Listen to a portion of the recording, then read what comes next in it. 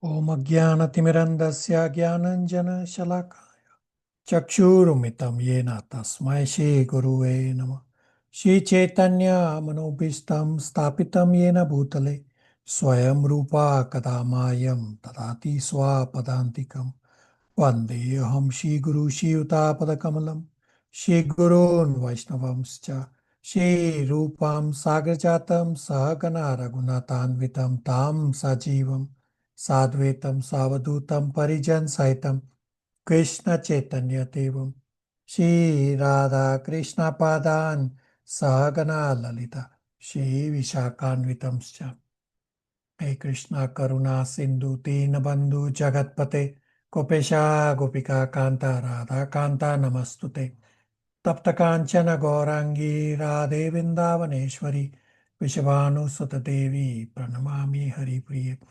Vanchakalpatarubhascha Kripa Sindhu Bhaivacha Patitanam Pavanebhyo Vaishnavebhyo Namo Namah Jai Shri Krishna Chaitanya Prabhu Nityananda Shri Advaita Gadadhar Shri Vasadi Gaur Bhakta Vrinda Hare Krishna Krishna Krishna Hare Hare Hare Rama Rama Rama Hare Hare. Hare Krishna, thank you all for coming.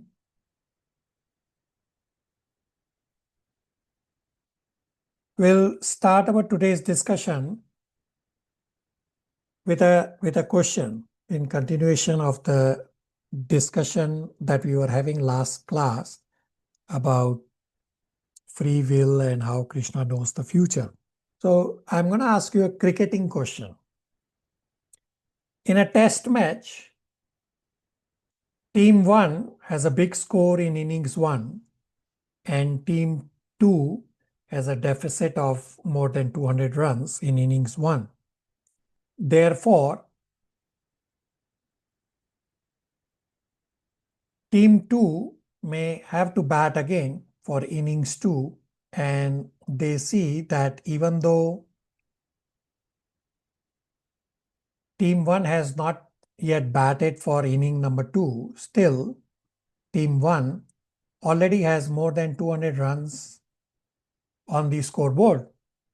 So my question to all of you is, does Team 2 object that how come Team 1 already has more than 200 runs on the board even when Team 1 has not yet batted for the second innings? Everybody? Does Team 2 complain? No, Why not? because they haven't batted yet. Yeah, but what my question is that Team 1 already has 200 plus scores on the scoreboard even though they have not yet batted for inning number 2, and Team 2 is batting for inning number 2, and how come Team 1 already has 200 plus score? Everybody knows cricket.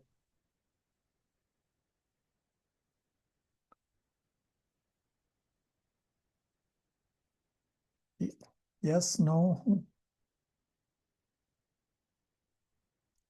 Okay. Those who know cricket, how come Team 2 is not complaining?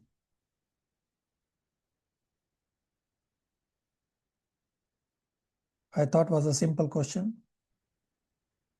Hare Krishna Prabhu. Hare Krishna.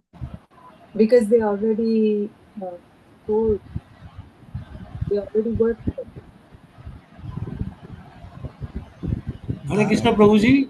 Dara, your voice is not clear. Repeat again. Because they already worked for it. They already scored that score. All right. So, Ritu? Hare Krishna Prabhuji. Prabhuji, it's a rule because to win the match, they have to score this much. All right. Path Prabhu? Hare Krishna Prabhuji. Actually, the test match is consist of 2 innings. So if the second team has a deficit in the first inning, so they have to accept the deficit that is in the credit of the first team. All right. Very good. That it's a continuation from first innings, therefore team 2 is not complaining. Similarly, at our last class, some of you had the extreme example question or discussion that how come person A is punished so much in current life by person B? And the answer is just like in cricket, inning number 2 is continuation of inning number 1. Similarly, karma is a continuation from previous lives. If you look at karma only from the current life's perspective, then yes, it will feel inappropriate. But when you understand that karma is an endless loop and karma continues from all previous lives, then you can understand that person A being punished or harassed in current life by person B, this person A had done something similarly wrong to person B in one or more of the previous lives. Therefore, person B has the karmic credit to punish or harass person A in the current life. If this person B exercises this right to punish person A in the current life based on what person A had done in the previous life, then this person B is continuing his cycle of birth and death. On the other hand, if this person B meets a pure devotee, studies scriptures and decides to forgive person A by developing qualities such as forgiveness, tolerance, etc., then this person B is working towards ending his own cycle of birth and death. Now, even though everyone is suffering because of their own karma, we should not bring up karma suffering in discussion with others. That particular karma is between that person and Krishna. We have to follow what is my dharma. How can I help? Example, just as a child is crying in the middle of night, mother does not say, well, this is your past karma, therefore you are suffering and crying. No, mother takes care of the child because this is the dharma of the mother to give protection and comfort the child. Similarly, we have to act according to dharma and ask and help others rather than saying, well, this is your karma. Everybody on the same page in continuation of the previous extreme example discussions that we were having? Yes, Prabhuji. Hare Krishna. Hare Krishna. Yes, Prabhuji. All right. Thank you. So today, we will start with the mandatory spiritual endeavor question from last class. I will lay the foundation for the start of Bhagavad Gita chapter 8, and then we will continue from Bhagavad Gita chapter 7 verse 27 onwards. So our discussion today will be very heavy as well as practice oriented discussion. So we had this mandatory spiritual endeavor question, the question being, all Bhagavad Gita chapters except chapter 8 explain one thing and chapter 8 explains another thing, and this another thing is exact opposite to what is explained in the rest of the 17 chapters. So the question is, what are these two things? Thank you for all those who attempted this spiritual endeavor. And few devotees actually got the answer correct.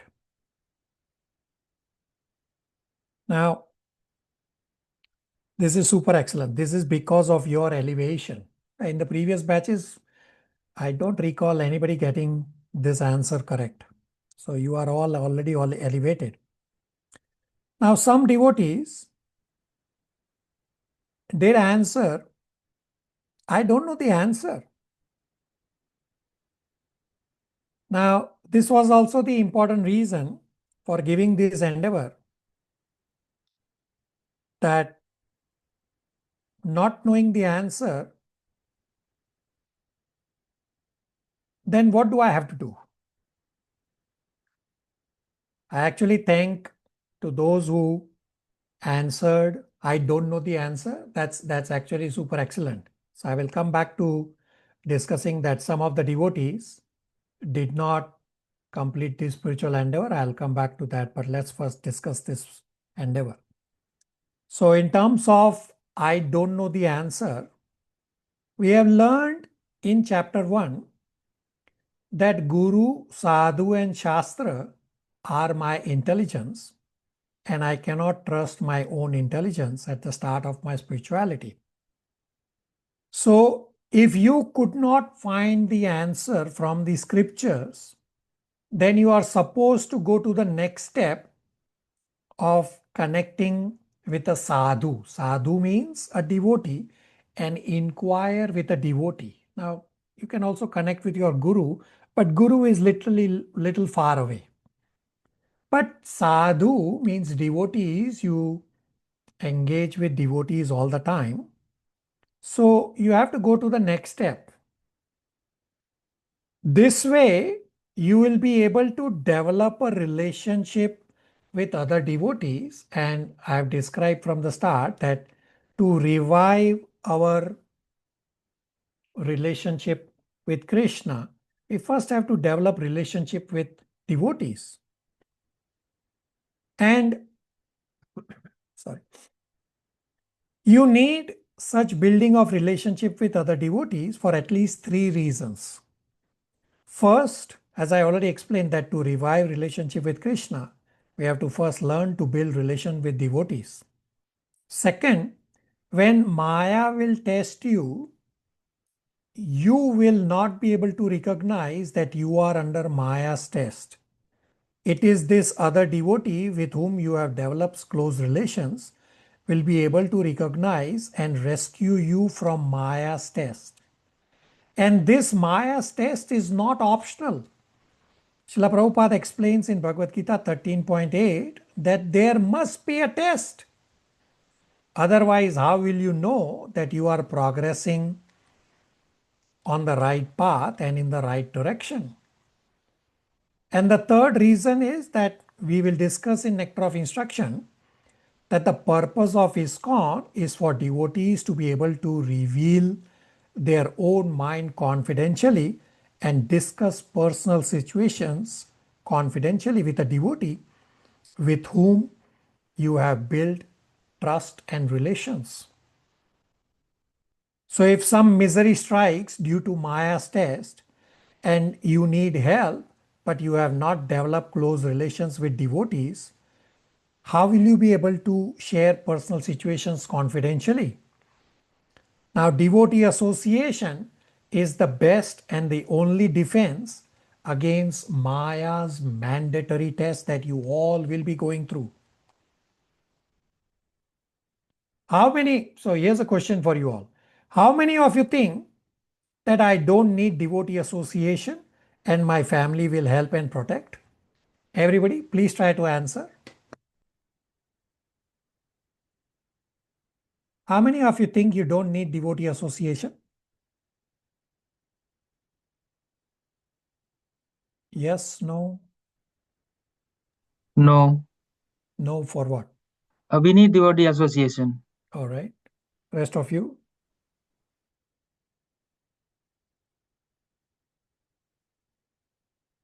So we do need devotee association.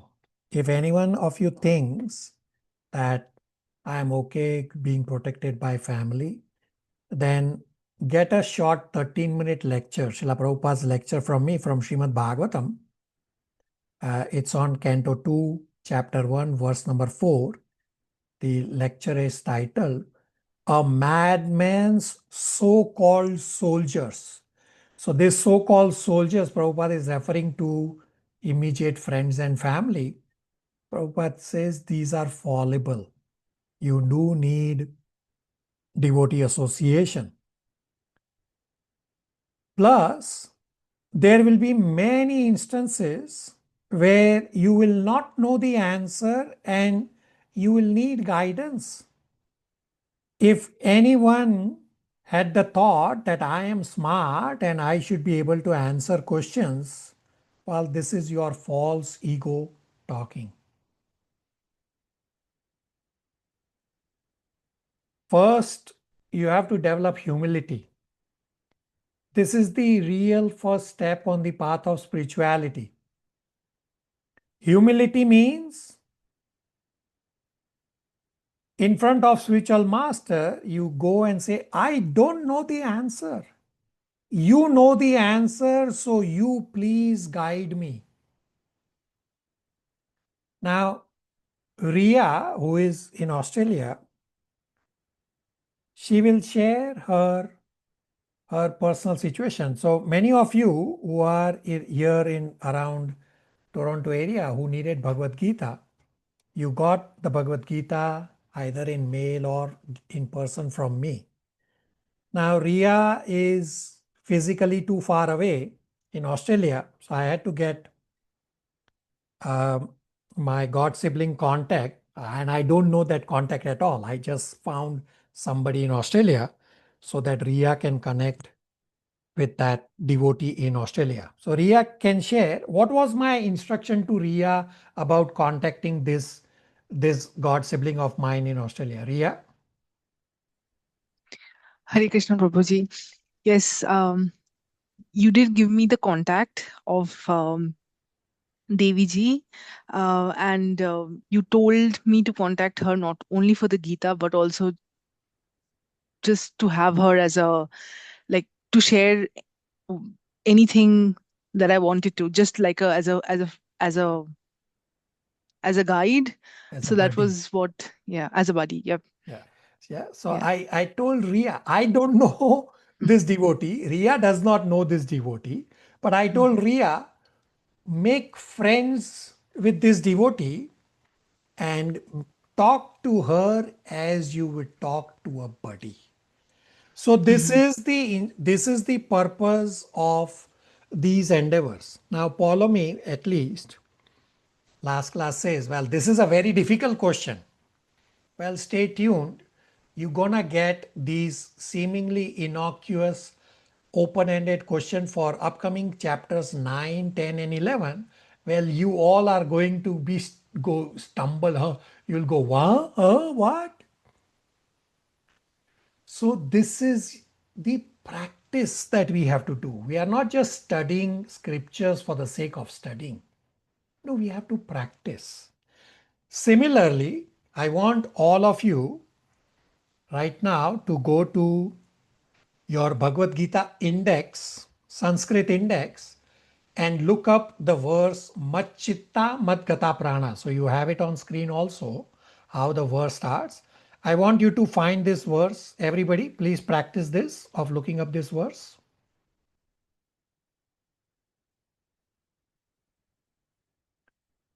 Go to Sanskrit index at the back of your Bhagavad Gita and look up Macchitta Madgata Prana.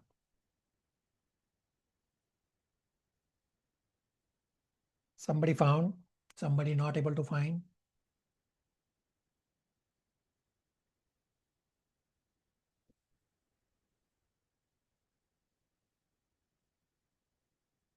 Somebody?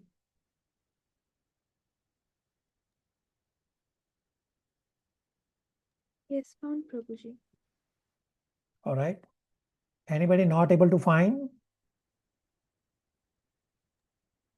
I'm not able to find Prabhuji. Okay, go to Sanskrit index. Do you have hard copy or soft copy? Hard copy, it says index of verses quoted. Yeah, no, that's not the correct. You have to find Sanskrit index. The verses quoted is the verses in the purports. I will also open hard copy Bhagavad Gita right now. Yes, I Dhara. got the Sanskrit Works' index. Now I have to find the shloka. Yeah, so you have it on screen. Look up. So Mat Chitta, although I am saying M-A-T Mat, but it's written as M-A-C. Dhara had to say something. Sorry, Prabhuji, found it. Thank you. All right. So this is also the practice of being able to use Bhagavad Gita so that you can look up during your day-to-day when you have to find something from Bhagavad Gita.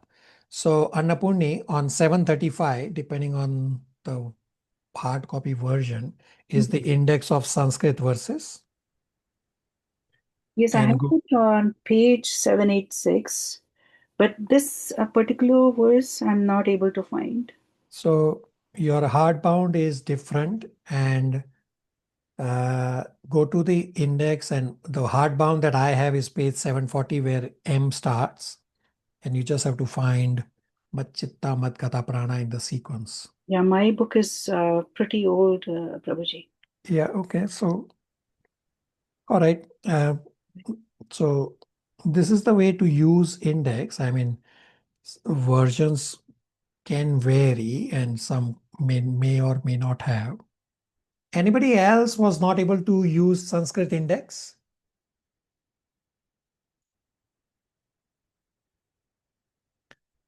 So I've also described that we should be able to use physical Bhagavad Gita because Bhagavad Gita is Gopinath himself, and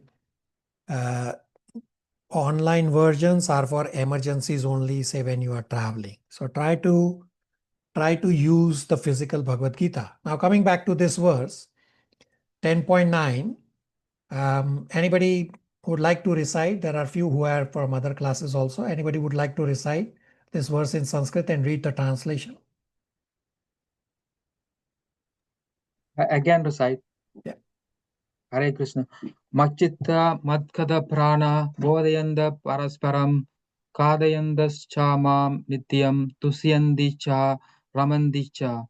Translation: The thought of my poor devotee dwell in me. Their lives are fully devoted to my service, and they derive great satisfaction and bliss from always enlightening one another and conversing about me. Very good recitation. So this 10.9 verse is the devotee association verse and the activities of a devotee. What do the devotees do? They come together and enlighten each other and converse about Krishna. Well, so if you are a devotee or you are trying to be a devotee, you are all already devotees, then do the activities of a devotee. If you don't know the answer, just pick up a phone, connect with a devotee, and try to converse. Because when you are conversing with devotee, you are not talking about stock market. You are not talking about material world problems. No, you are just kathayantas chamam nityam tushyanti cha ramanti cha. So this is the purpose, one of the purpose for giving you these open-ended questions. Everybody on the same page? Questions, comments, realizations?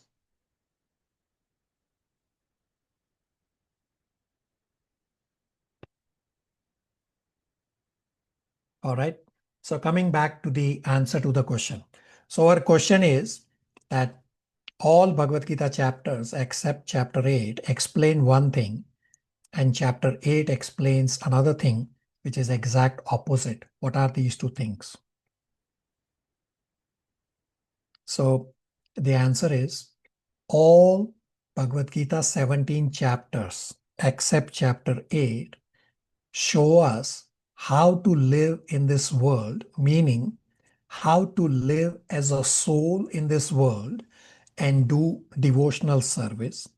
And Bhagavad Gita chapter 8 shows how to depart from this world when one has to die, meaning depart from this body thinking of Krishna to attain Krishna. Otherwise, whatever else you will remember is what you will be in your next life. Meaning, if a male has attraction to female, whatever be the relation, mother, spouse, daughter, or fantasy, that male will generally end up remembering the female, and the male will get a female body in the next life. And if a female remembers a male, whatever be the relation, father, spouse, son, fantasy, that female will end up getting a male body. Or if one remembers a pet dog or cat or any animal, this person will get a body of a dog, cat, etc. in the next life. Now, there are many other factors on what determines our next life, but this is one of a very important factor. Therefore, it is very important to practice to remember Krishna throughout our life by chanting throughout our life, by doing devotional services through our life, so as to remember Krishna at the time of death.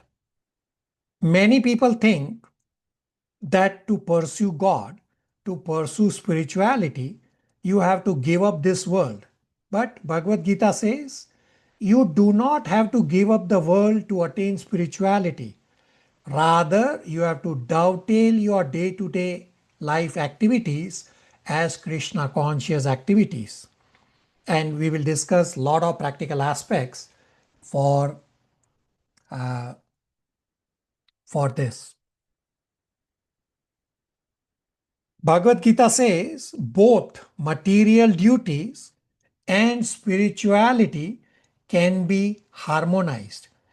Instead of renunciation of work, Bhagavad Gita says renunciation within work, meaning renounce attachment to results. Bhagavad Gita chapter 16 verse number 23 purport, last line explains, the same point explained in many places, I'm only quoting one. The 16.23 purport last line explains the purpose of human form of life is meant to purify one's existence. Therefore, in Bhagavad Gita, Krishna's first instruction in 2.13 is, you are not this body, you are a soul. Therefore, live in this world as a soul.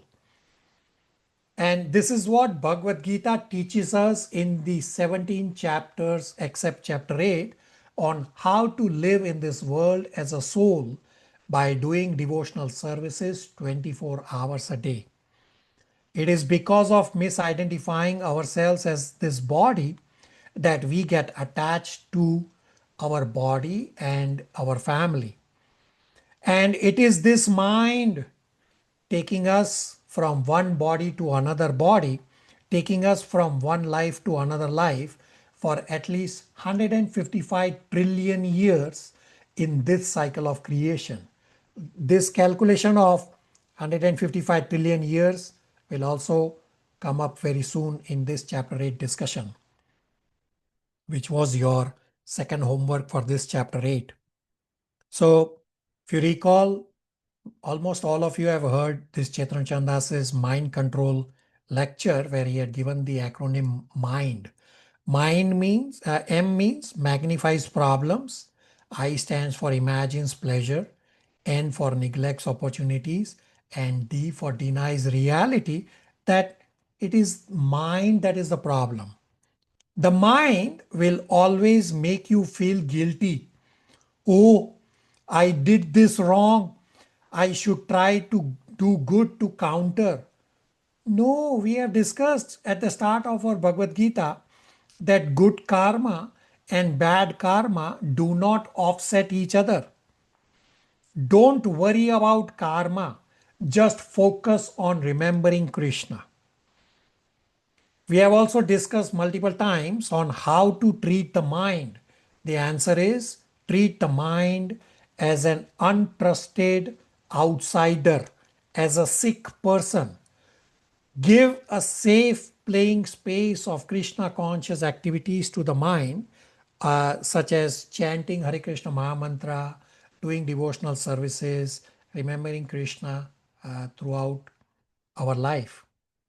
So I don't want to die is easy to say, is easy to feel, is the natural feeling because of bodily attachment, because our soul is riveted to the body.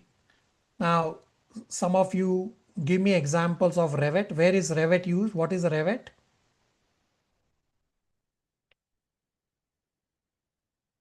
Somebody? Revet? Quickly. Srivatsa.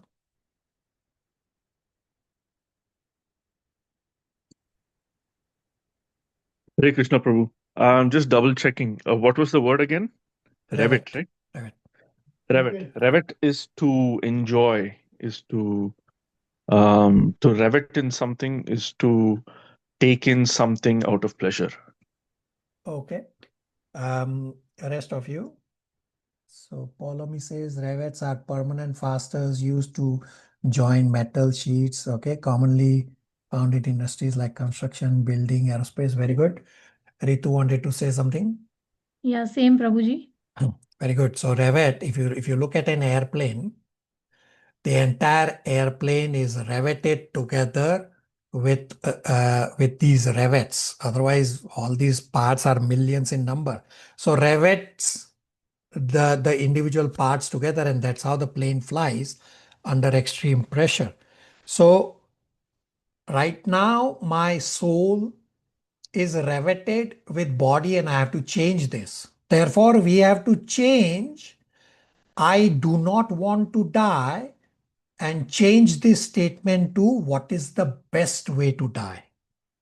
The best way to die is while remembering Krishna. Scriptures have examples of those who have left body remembering Krishna, thus they attain Krishna, the eternal spiritual world. Many have the misconception that to die in sleep is peaceful. No, but such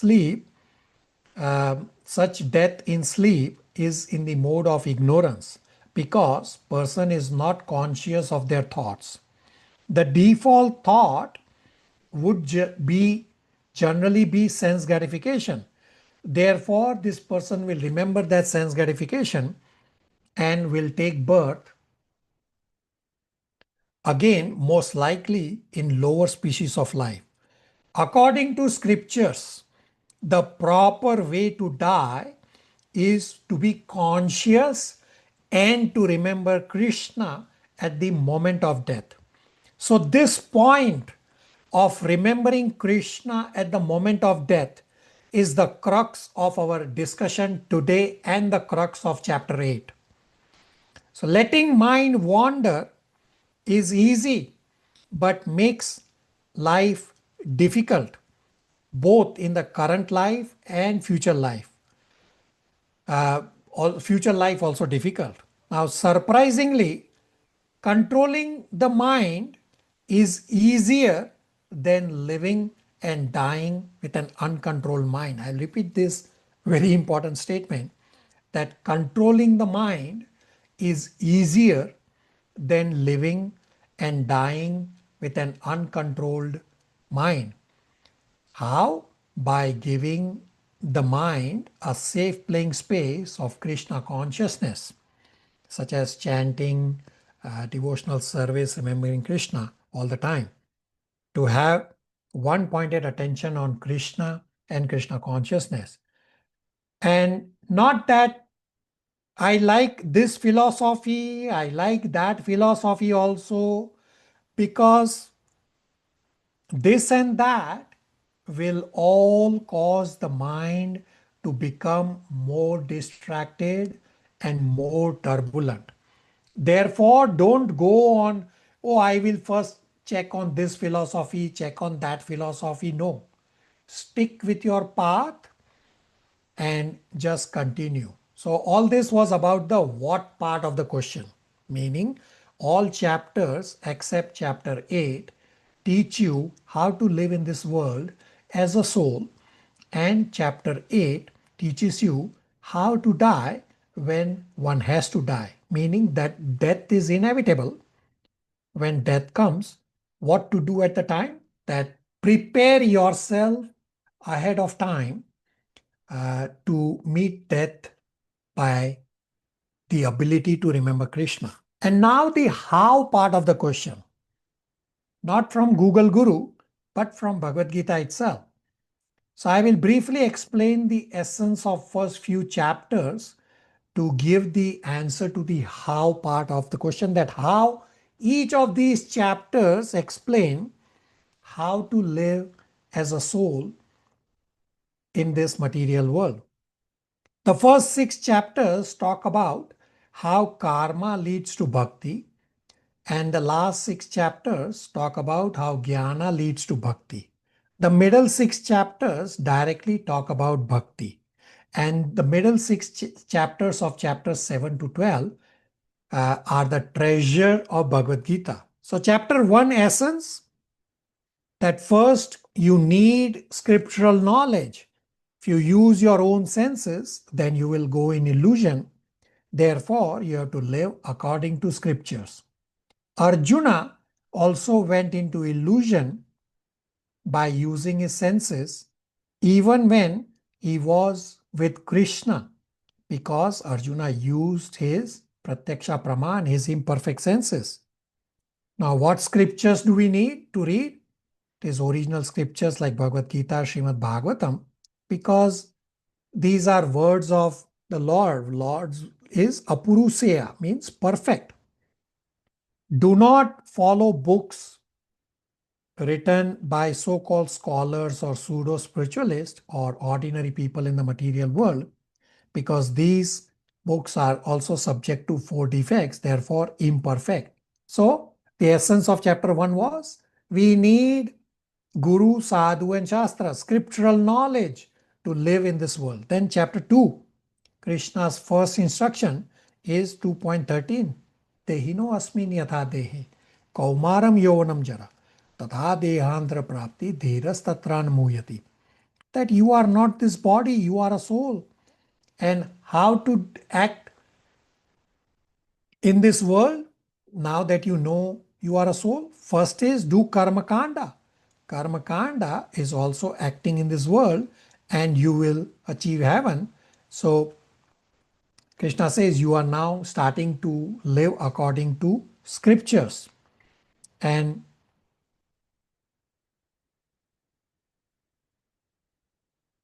(2.37) Krishna says, get up and do your duty. So karma kanda is the first application of Atma Gyan, that now you know you are a soul, then live according to scriptures as a soul. Next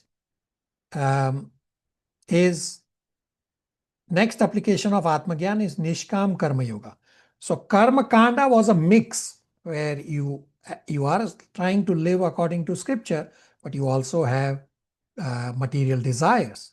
And therefore Krishna takes the next application of Nishkam Karma Yoga. The Nishkam Karma Yoga verse is 2.47, that act in a Nishkam Karma Yoga way,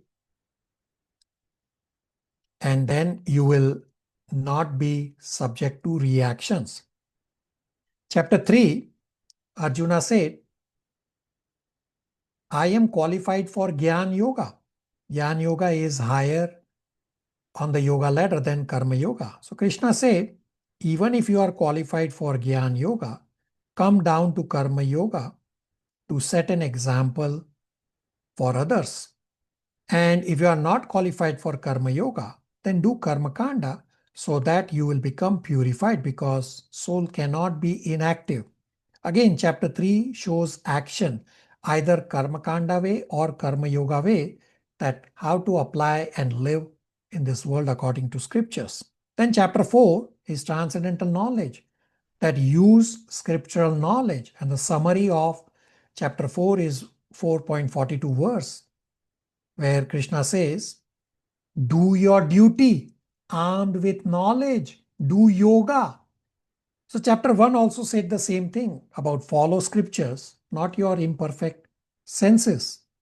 Chapter 5 is continuation of advanced karma yoga, shows nishkam karma yoga in greater detail, again shows how to act in this world.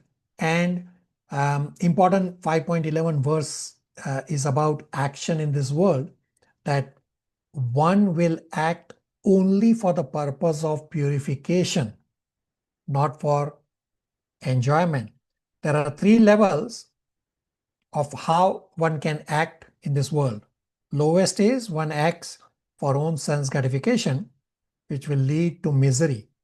Next level up, where we at least should be, is to act for purification, that I am acting in this world only for purification.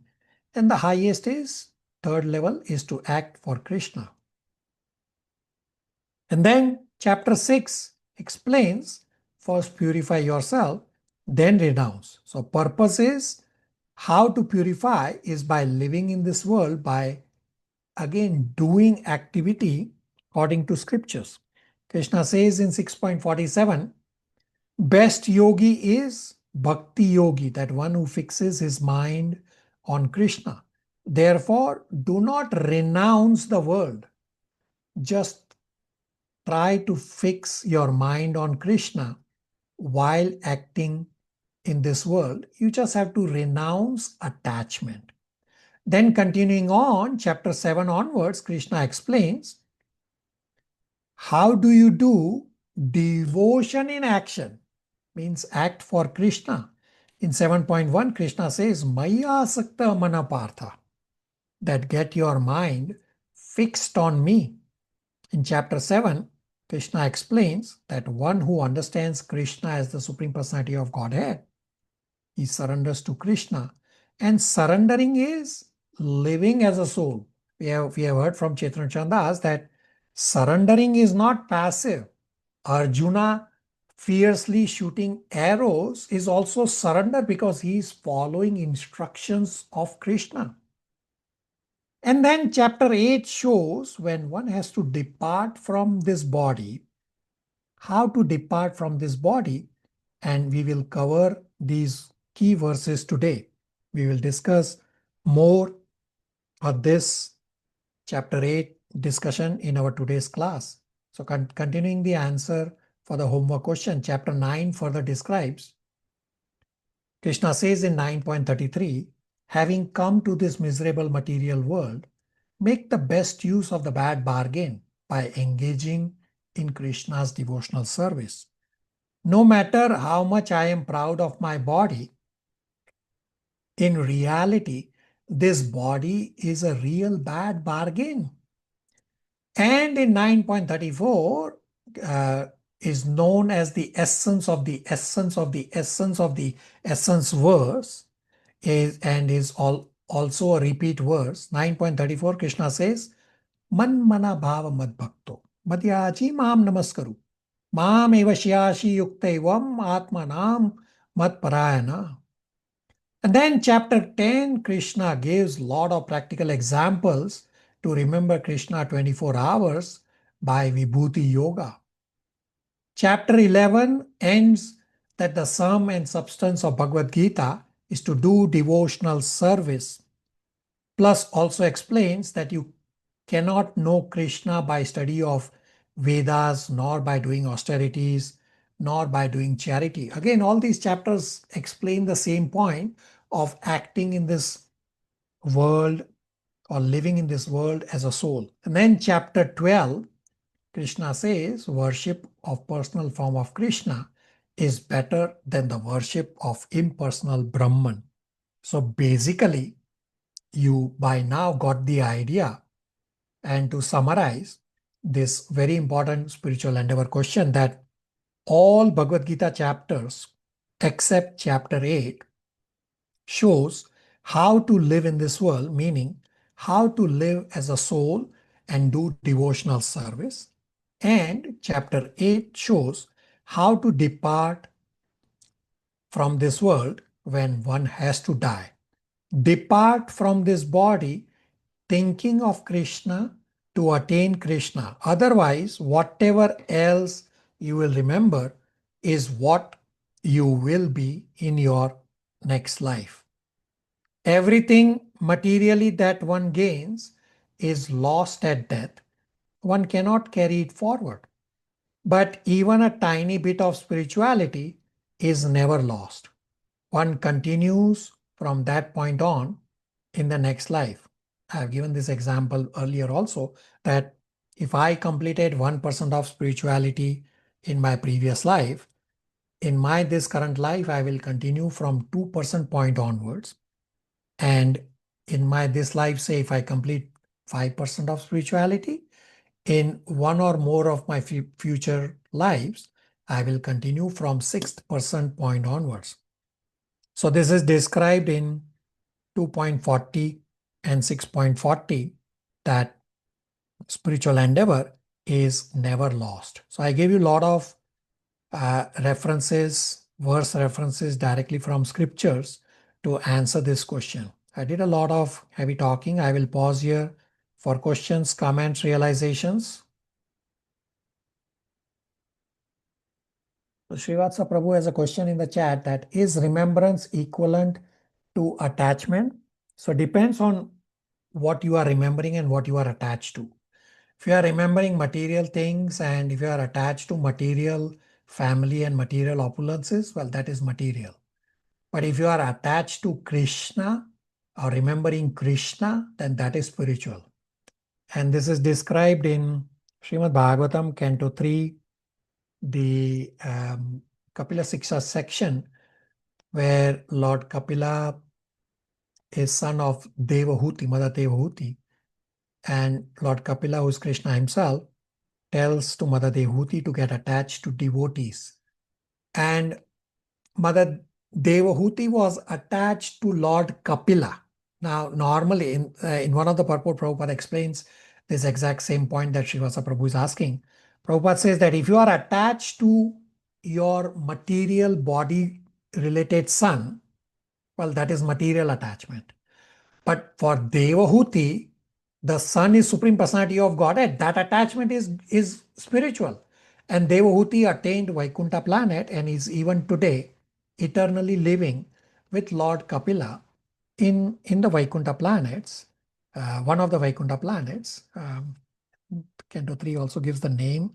I forget the name of that Vaikuntha planet. Srivasa Prabhu, does that answer? Yes, Prabhu. I only asked it because just backtracking a little bit, you mentioned that at the time of death, whatever we remember or rather desire. So I was just wondering, maybe it's just semantics. So I was like, is remembrance the same as attachment, kind of thing that came to my mind? But yeah, so that the remembrance is the crux of our discussion today in 8.5, Smaran Muktva Kalevaram. So we're going to discuss a lot more about this remembrance in our discussion today. Matan Prabhu? Sounds good. Sounds good, Prabhu. Yes, Prabhu. Thank you. So you are saying chapter 8 is about how to live in this world, but How I to think die. No, chapter 8 is how to die. Okay, how to die, not how to live. Okay. Yeah, rest of the 17 chapters explain how to live in this world as a soul and how to do devotional service. Chapter 8 explains that when you have to die, how to die, meaning to die in remembrance of Krishna. And how do we do that in practice is all described in chapter 8, as well as we'll discuss practical aspects that we have discussed throughout. We'll repeat some of those points. Okay, thank you. The rest of you, questions, comments, realizations?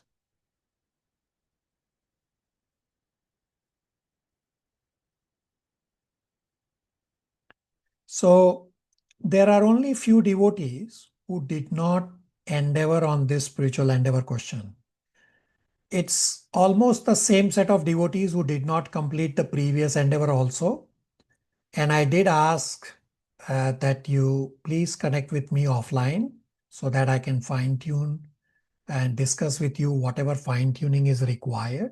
Because if you don't do spiritual endeavor, I have a record from all previous batches that you will soon leave Bhagavad Gita discussion and you will soon leave spirituality. So I don't want that to happen to you all.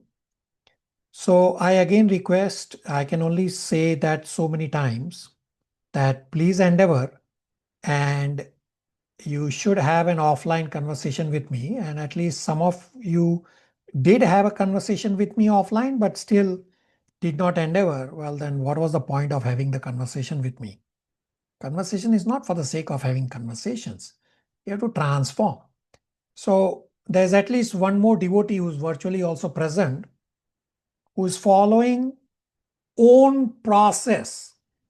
Understand that Krishna has explained in 2.55-56 Manogatam that we have to give up everything that originates from the mind. So you have to follow the process that acharyas have given. Don't create your own process. We are all contaminated. At least I am contaminated. I cannot create my own process. You may have a particular way, it's not going to help you. So I have explained multiple times that if you miss a class, continue to do online classes and endeavor for online classes and catch up little by little for all the missed classes. But if you are thinking that I will only go in sequence, you will always be behind. Maya is too strong. If you want to continue to follow your own process, you are not transforming. Bhagavad Gita is meant to transform. You are just trying to continue what you are comfortable with. It's not going to help you transform. You have to change. So the second part of the spiritual endeavor, meaning what I have on screen, that populate these 11 gray boxes from 8.17 verse, and what are the significant points. Many of you have already completed. So those of you who did not complete this, this is your second and last opportunity to endeavor. Again, endeavor, endeavor, endeavor, endeavor. I cannot emphasize how important it is to endeavor. There are few devotees at least virtually present here. At least I remember Abhishek Prabhu and Mathan Prabhu. I remember discussing this in one of the batches, where the class size is shrinking day by day, and all those who are not doing the endeavors are the ones who are dropping off. So it's a live example. Abhishek Prabhu and Matan Prabhu, you want to share this discussion from the previous batch? Hare Krishna Prabhuji, one day you were showing the participants list in the class, that when the batches were joined, I think the size was almost double than what that was on that day.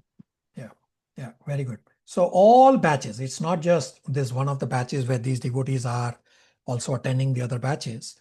All batches, they start with huge volume of devotees, and all those who do not endeavor, they end up dropping off because you are not developing spiritual taste. You may be attending many classes, but if you don't endeavor, then the practice is lacking. So I can only emphasize so much. Repeat a broken tape again and again. You have to take up responsibility for your own spirituality and endeavor. Questions, comments, realizations?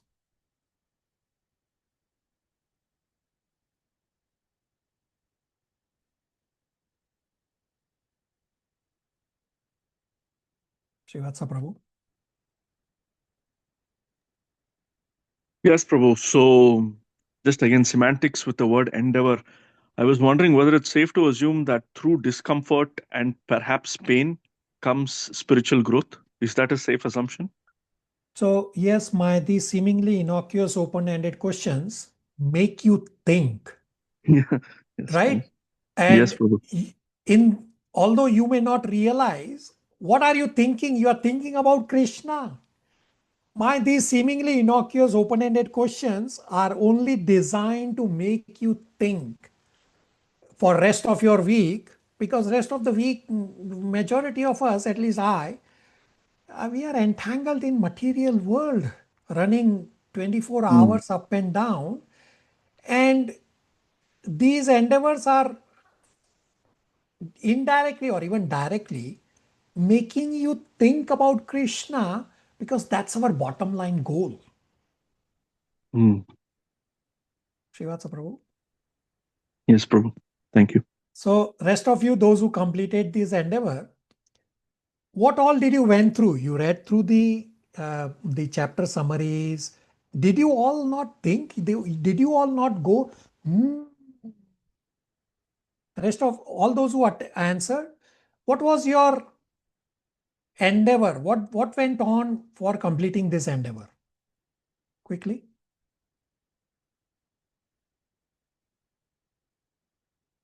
Somebody? Hare Krishna Prabhuji. Yeah.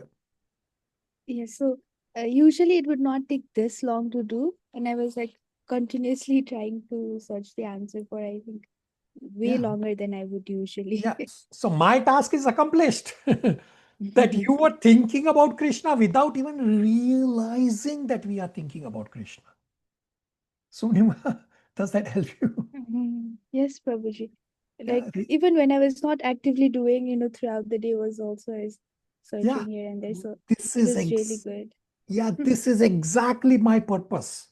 Ritu is also saying the same, that we were thinking about this and about Lord Krishna. So my seemingly innocuous open-ended questions, they are very innocuous, but they make you think and think and think and think. Everybody prepared for such seemingly innocuous open-ended questions for chapters 9, 10, and 11? Yes, no? Yes, Prabhuji. Prabhuji, it's difficult to say yes, but I think it's important. All right.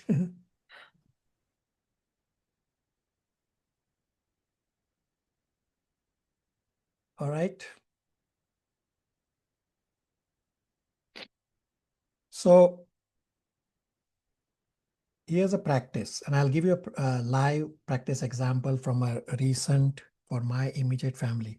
That for ordinary person or a devotee leaving a body, yeah, it's for both ordinary person or a devotee leaving the body, should remember Krishna. So family members can chant, can read Bhagavad Gita or play Srila Prabhupada japa, or you do your own japa, have picture of Shri Shri Radha Krishna in front of the person or the devotee about to leave the body. So I'll give you a practical example for one of my immediate family member leaving the body recently. That the family member was in coma, admitted in hospital in ICU, and the family members, the rest of the family members, were only allowed to visit, say, twice a day for about 15-20 minutes, because the person is in ICU. So for this 15-20 minutes, the rest of the family members were simply playing Prabhupada Japa and reading Bhagavad Gita to the devotee. So that the family member in coma, yes, the family member is lying in coma, but the hearing sense continues.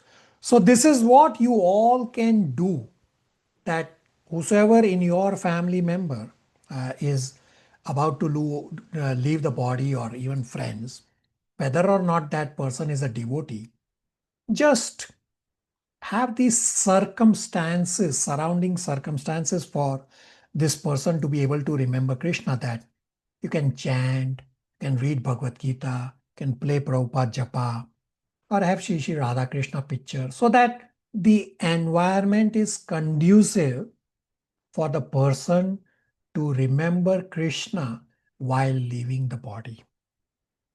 Questions, comments, realizations?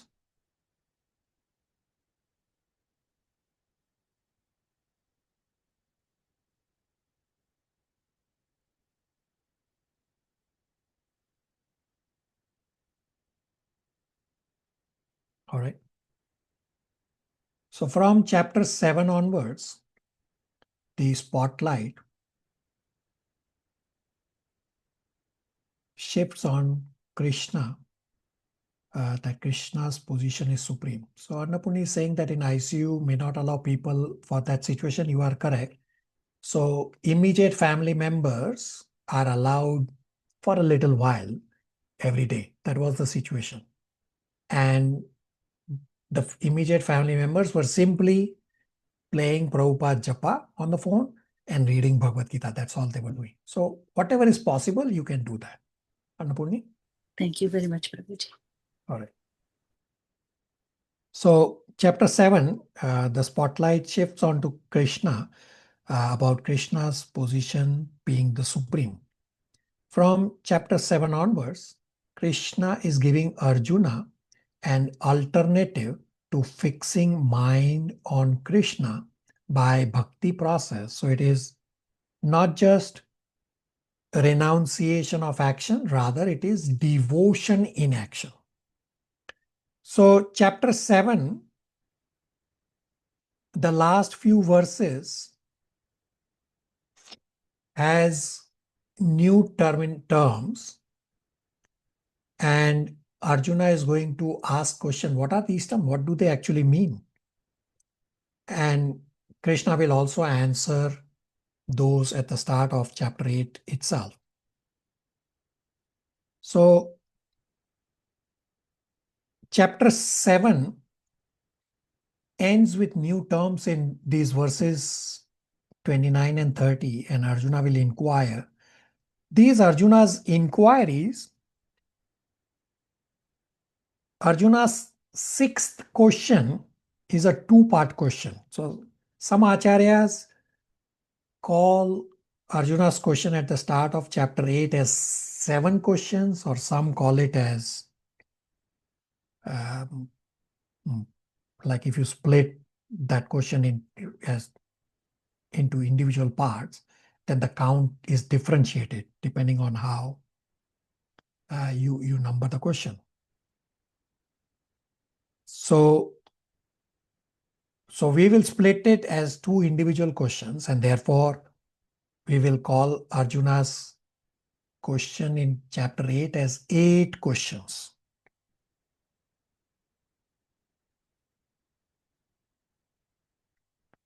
So chapter 8 is centered around Arjuna's last question, how one can remember Krishna at the time of death. Krishna answers up to end of verse number 8 for answers to all the questions of Arjuna, but the elaboration of the answer goes on up to end of chapter 8. After verse number 8, rest of chapter 8 talks about remembering Krishna through various means. So step back, what has happened in the last little while discussion. So chapter 6 is on Ashtanga Yoga.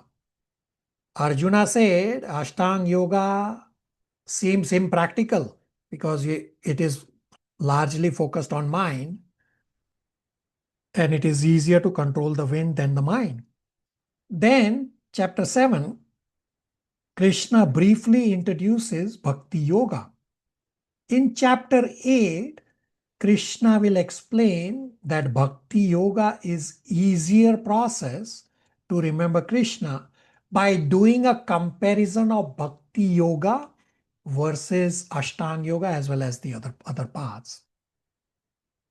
So chapter 8 compares Ashtanga Yoga and Bhakti Yoga paths, as well as chapter 8 explains how Bhakti Yoga is easier way to fix mind on Krishna, both at the time of death as well as during one's lifetime. Again, Bhakti Yoga is easier. The word is easier in comparison to other paths.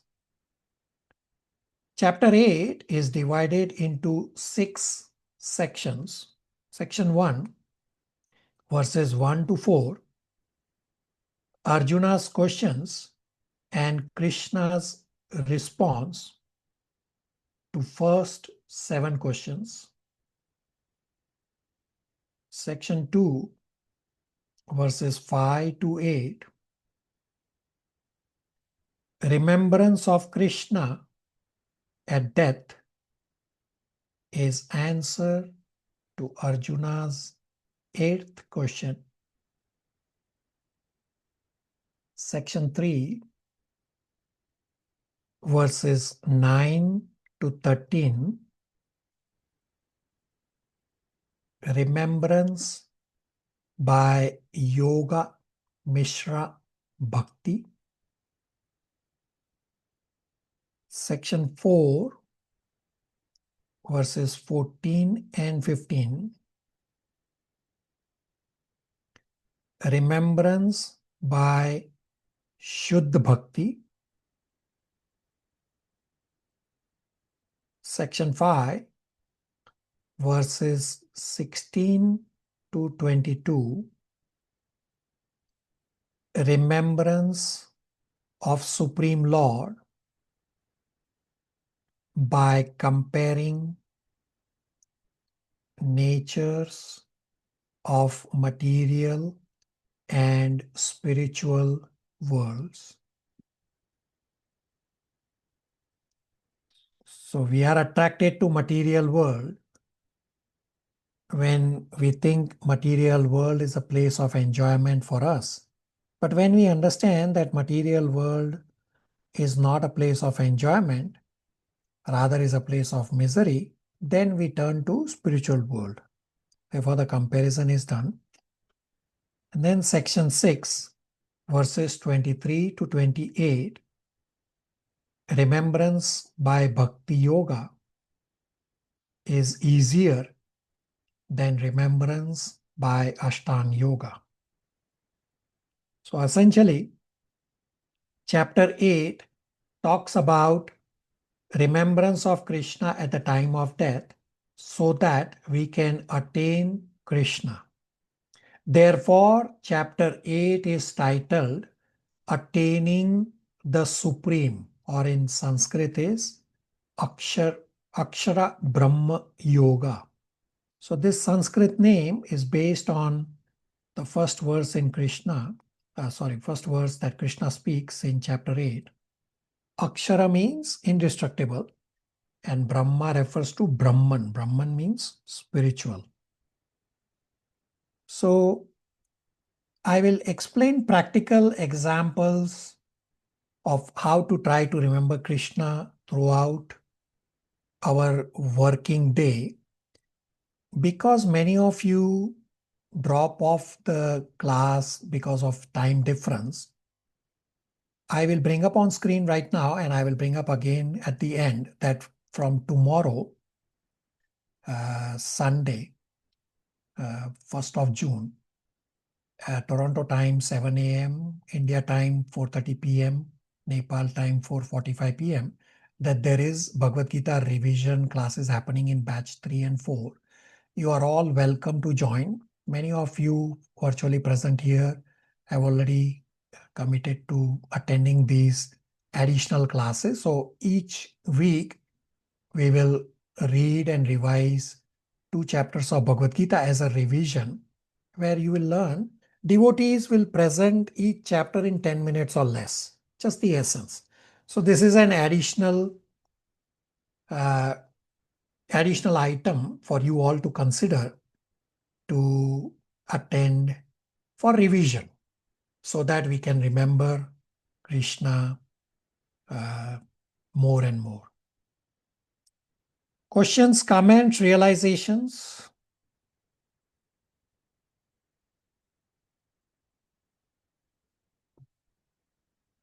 All right. Pratyush Prabhu? Hare Krishna Prabhuji. How long will these revision classes last for? So the process that we have followed in other batches is that we read translations of each chapter. So chapter 1, we first read the translation. Generally takes about 20 minutes to read the translations.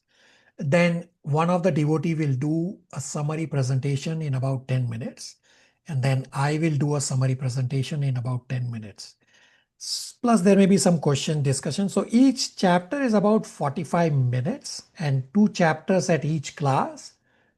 Generally is about 1.5 hour class. But if you take the recording, you can also listen to what you want to listen to. Say if you want to just listen on the essence, if you just want to listen to the translation, depends on. But the class length will generally be about 1 hour 30 minutes. Depending on questions, max can go up to 2 hours. All right, Prabhuji. Thank you. All right. So we'll go to chapter 7, verse 27 onwards. So chapter 7, verse 27 onwards, Krishna goes on to a new topic. In these verses, Krishna will introduce these new terms and Arjuna will inquire about these new terms at the start of chapter 8, and therefore we are covering them together. Mega 7.27 translation.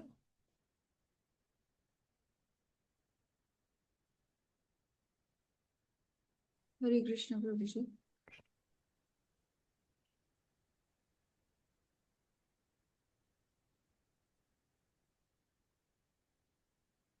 O scion of Bharata, O conqueror of the foe, all living entities are born into delusion, bewildered by dualities arisen from desire and hate. To read the purport also? No, that's it. So all living entities are born into delusion and they are bewildered by dualities arisen from desire and hate, meaning attachment and aversion. So we all are born in illusion. Therefore, incorrect things in the material world seem easy and natural, but they are actually demoniac. So Krishna has said that all living beings are born into illusion. How can they come out of illusion is described in 7.28. Ria, are you able to read 7.28 translation? Hare Krishna Prabhuji, yes. Persons who have acted piously in previous lives and in this life, and whose sinful actions are completely eradicated, are freed from the dualities of delusion, and they engage themselves in my service with determination. So Krishna is talking about how one can become a serious, steady devotee. Hence Krishna is saying, if one has to become steady, one has to become free from sin, and one has to do some pious activities. So Dvanda Moha is always there, means ignorance is always there. But the ignorance is far more crippling when it is in the mode of ignorance and passion compared to somebody who's largely in goodness. He will also have ignorance, but that ignorance for somebody in goodness is less crippling. In goodness also there will be ignorance that this is good or bad. But the dvanda, meaning the entanglement because of ignorance while somebody is largely in goodness, is much closer to reality versus the dvanda of somebody in ignorance. Dvanda means the attachment or the ignorance of somebody in ignorance. The duality or will be very, very high, and the attachment to body and material world will be very, very high. And the person therefore will always be under the three modes. So bhakti can be started from any stage, from any of the modes. But for bhakti to be sustained, goodness is important. Then we do steady devotional service. Of course, we have to transcend goodness also. But to become steady, we have to first come to the level of goodness. Of course, if you can directly go to bhakti, by all means, go to bhakti. But if you are not steady. You're going up and down. One day you go to temple and then few months you don't go to the temple. Well, that is because the modes are interfering. So to be steady in bhakti, you have to come to the level of goodness if you are not already at the bhakti level. I'll give you a live example. I've given this example before, that here in Toronto, every year on 31st December, there is this midnight New Year party around City Hall. And devotees from Toronto Temple, including His Holiness Bhakti Marg Swami, they also go to the place and they play Hare Krishna Mahamantra and distribute books. I've also gone there a few times in the middle of night. So when these drunkard people from this midnight New Year party, they are returning, they cross devotees because that's largely the most preferred route that these people take. And there are thousands and thousands and thousands of people. Many of them are drunkard. And in their drinking stage, devotees are chanting Hare Krishna Mahamantra. These drunkard people are also dancing on the Hare Krishna Mahamantra, not really knowing what they are doing. And they also follow the pure devotee, His Holiness Bhakti Marg Swami, to temple, and they attend Mangal Aarti, honor Prasadam, and then they are never to be seen. Why? Because they are in the mode of ignorance. In their ignorant state, one time, because of association of pure devotee and devotees, they also end up doing devotional service, but then they are never seen. While rest of the devotees, they come to temple week after week after week after week. Why? Because they are steady. They have steadied themselves in the mode of goodness if they are not already in the mode of bhakti. Questions, comments, realizations?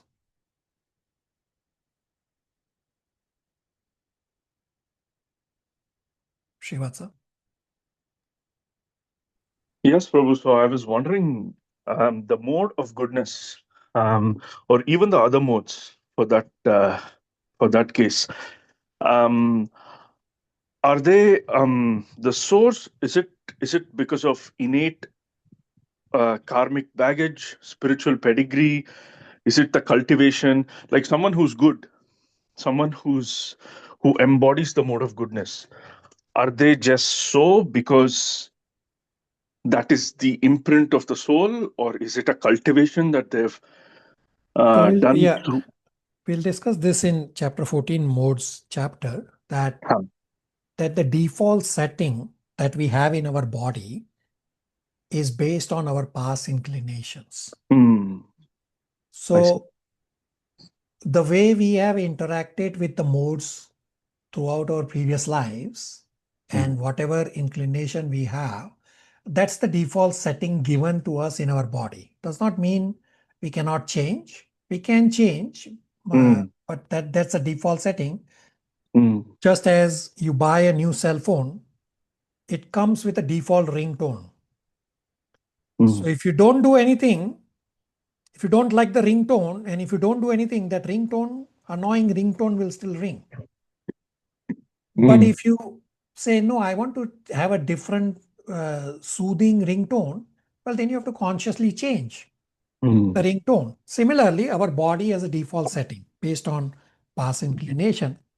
And if we don't do anything, if we don't change anything, if we don't endeavor, then we will act by the default setting, just as the annoying default ringtone rings on a new phone.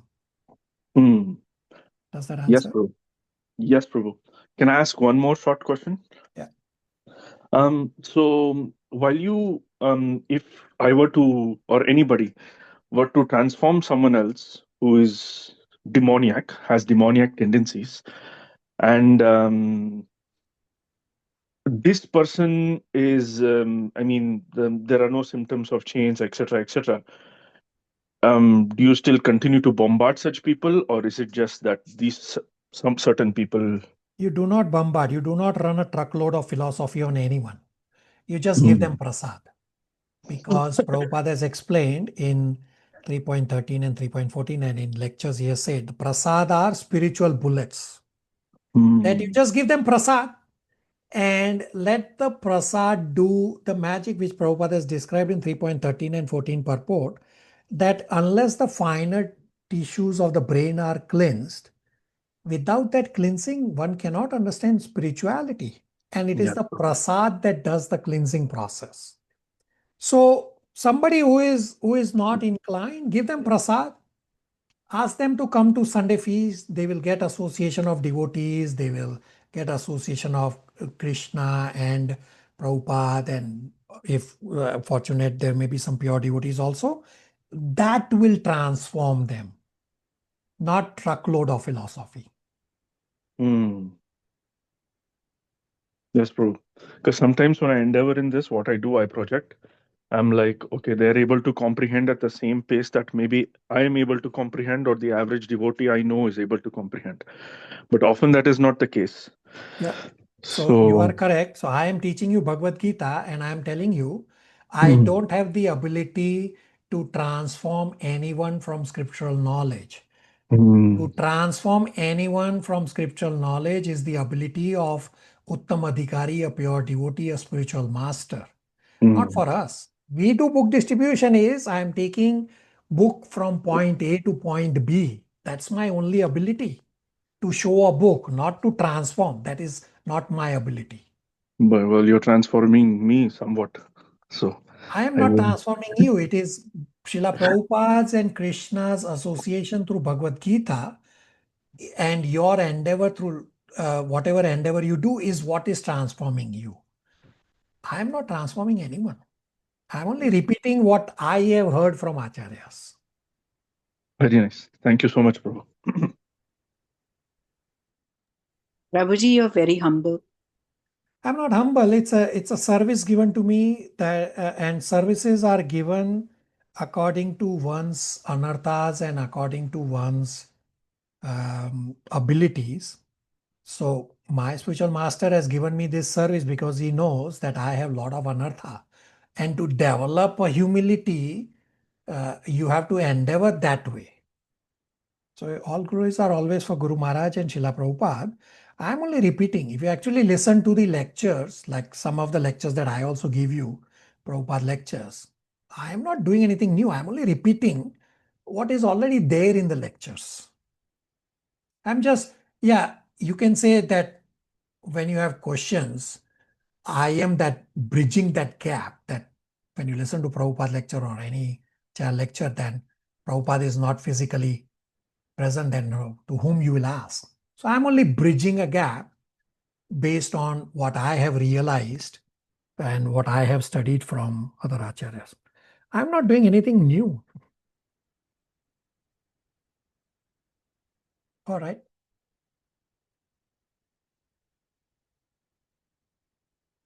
So devotees who cannot go to the temple, Annapurna is asking, therefore we go out on book distribution.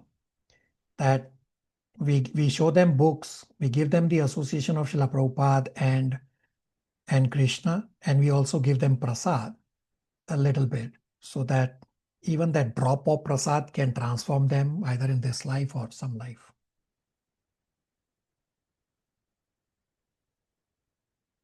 Okay. Thank you, Prabhuji.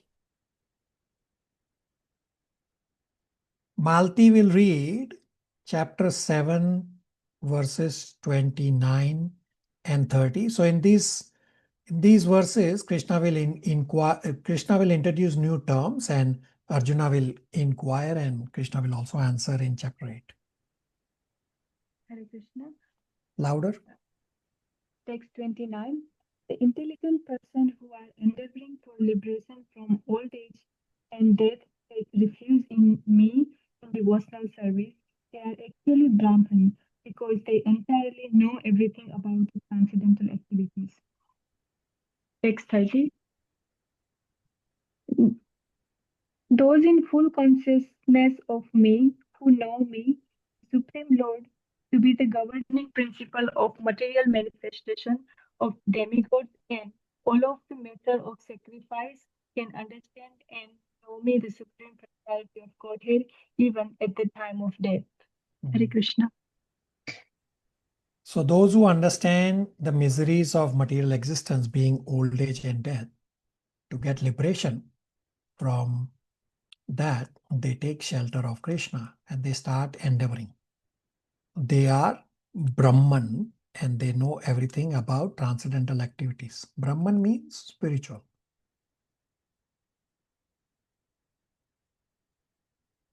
And in verse 30, the new terms are that those who understand me to be Adi Bhuta. Adi Bhuta is governing principle of material manifestation. Then second, Adi Daivam, governing of demigods. And Adi Yagya, governing all sacrifices. And Arjuna will ask the exact same questions on these terms. What do they actually mean? Manish Prabhu, chapter 8, verse 1 and 2 translations.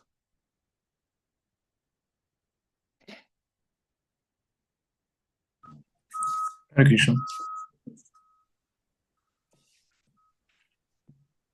Arjun inquired, "O my Lord, a supreme person, what is Brahman? What is the self? What are fruitive activities? What is this material manifestation? What are demigods? Please explain this to me." So Arjuna is asking, sorry, continue. Shall I go with the second one? Yeah. Who is Lord of sacrifice and who does he live in the body? O Madhusudan, and how can those engaged in devotional services know you at the time of the death? So Arjuna is asking 8 questions in these 2 verses. Question 1 is, what is Brahman? 2, what is Adhyatman, means self? 3, what is karma? 4, what is Adi Bhutam, means material manifestation? What is Adi Daivam, means demigods? 6, what is Adi Yagya? 7, how does he live in the body? 8, how can one know that absolute truth at the time of death? And now the answers will continue. Annapurni will read verse number 3 translation. The Supreme Personality of Godhead said, the indestructible, transcendental living entity is called Brahman, and his eternal nature is called Adhyatma, the self. Action pertaining to the development of material bodies of the living entities is called karma, or fruitive activities. Hare Krishna. So what is Brahman? Answer is indestructible, transcendental living entity is called Brahman. What is Adhyatma? Means self. The eternal nature or spiritual nature of soul is called Adhyatma or self, meaning eternal nature is to serve Krishna. When soul is spiritually realized, soul will know what is their service in the spiritual world, and this will be revealed from within. You don't need to worry about it. It will get revealed at some point of time. Now, Swabhava, when it refers to eternal nature, it refers to our Swarupa in the spiritual world. And when Swabhava is related to material world, that refers to our conditioned nature in the material world. Now, Arjuna has asked this question about what is karma. Now, this is very strange, that what is the point in asking this question, what is karma, after Krishna has already spoken 6 chapters on karma yoga. So you have to understand what Krishna has used the word karma for. Krishna has used the word karma in 7.29, getting free from old age and death. And earlier discussion that how karma can mean 4 things, if you recall from 4.16, 17, 18. Karma can mean first action, second reaction, third the system of action and reaction, and fourth is one particular category of either karma, vikarma, or akarma. So what is karma? The translation in 8.3, the second half, is concise and precise. Krishna's answer is spectacular.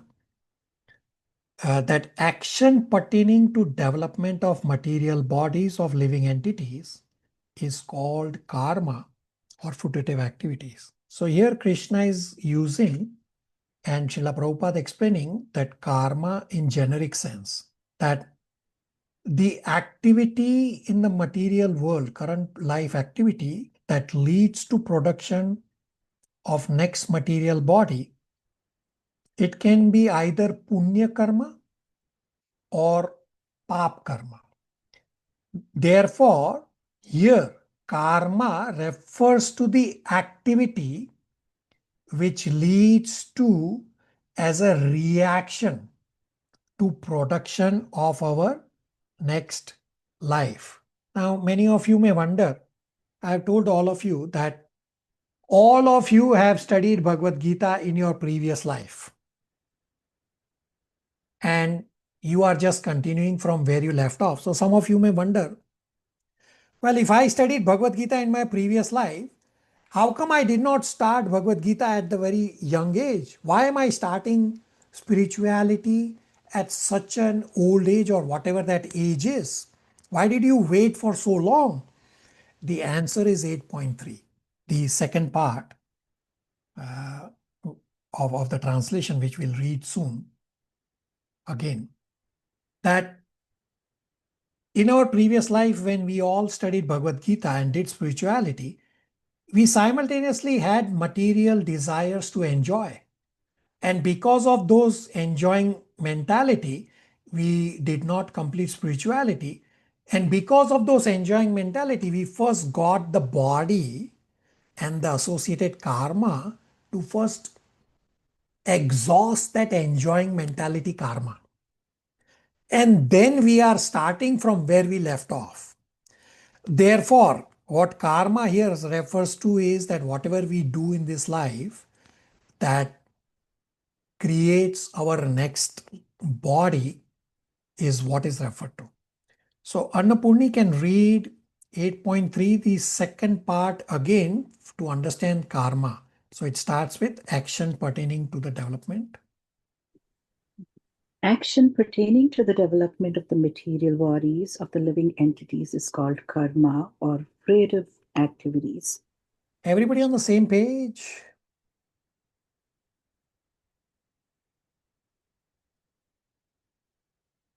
Hare Krishna, Prabhuji. I'm little confused. Is this karma different from what the karma which is discussed earlier by Lord Krishna? But it falls in one of the four definitions also, or is it different from that also? It's one of the four definitions that it can be action or reaction, means the system of action and reaction, that whatever we are doing in the current life determines our next life. That's what it's referred to as karma, not the whole karma yoga process that is described in the first 6 chapters. It's what we do in the current life which determines our next life is what is described. Abhishek Prabhu. Thank you. And Krishna, Lord Krishna's discussion of karma previously was that karma, mostly on the karma yoga part. Correct. Thank you. All right. Dhara, verse number 4 translation. Hare Krishna. O best of the embodied beings, the physical nature, which is constantly changing, is called Adibhuta, the material manifestation, the universal form of the Lord, which includes all the demigods, like those of the sun and moon, is called Adidaiva. And I, the Supreme Lord, represents as the super soul in the heart of every embodied being, am called Adi Yagna, the Lord of Sacrifice. So physical, material manifestation, this is Adi Bhutam, which is constantly changing. So Shara in Sanskrit means change. And if you contrast, Akshara means indestructible. So in 7.30, Krishna is saying that understand that Adi Bhuta means material nature to be me also. And in 8.4, Krishna is explaining that when Krishna manifests as material energy, that material nature has the characteristics of constant change. Krishna does not change. Krishna is eternal. But the material energy of Krishna has the characteristics of constant change. So we have to understand the concept of Achinta Bhed Abhed Tattva. Achinta Bhed Abhed Tattva means simultaneous oneness and difference. And this is very inconceivable. One of the devotee virtually present here has asked me this offline question, which I'll be replying with this answer that Achinta Bhed Abhed Tattva. So Krishna has his own self-existence in the spiritual world where he has nothing to do with material nature. That is just transcendence. Material nature is his energy, and the energy and energetic are non-different. Therefore, they are related. Therefore, this Achinta Bhed Abhed Tattva concept, which Chaitanya Mahaprabhu described for the benefit of all of us. And then, what is Adi Devam? Adi Devam is the universal form of the Lord, the Virat Roop, which includes all the demigods like those of sun and moon also. And Adi Yagya, here Krishna is saying all sacrifices are meant for him. And seventh question is, how does he live in the body? Krishna says the answer that as super soul situated in bodies of all living beings as the witness is how the Supreme stays within the body. Questions, comments, realizations?